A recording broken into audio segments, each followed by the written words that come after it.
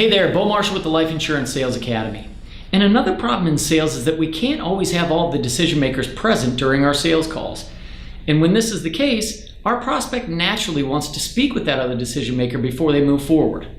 Of course, we want to do everything that we can to avoid setting one-legged appointments, but sometimes this situation is unavoidable. When this is the case, the simple solution of the problem is to uncover who the other decision maker is and ask questions of your prospects such as, how do you think so-and-so would feel about this? And why do you think that is? Why do you think they'd say yes? And why do you think they might say no? The first thing you'll learn from asking these questions is whether or not you can proceed, and you might be surprised at how often these simple questions will put your prospect at ease and allow them to move forward. The second thing that you'll gain is useful information about the best solution to propose.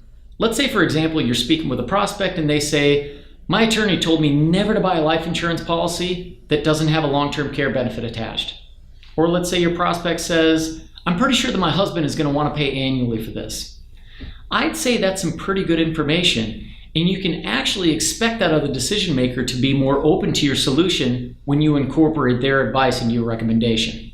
So remember, let's try and avoid setting one-legged appointments, but when we can't avoid them, let's make sure that we ask a lot of questions of our prospect about the anticipated response of that other decision maker so that we know exactly how to move forward.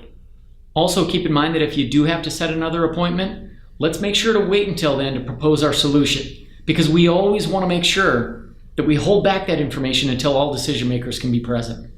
In closing, selling to missing decision makers is always a tricky situation, and it's important that we adjust our approach based upon who that missing decision maker is. Is it a spouse? Is it a business partner? Is it an attorney?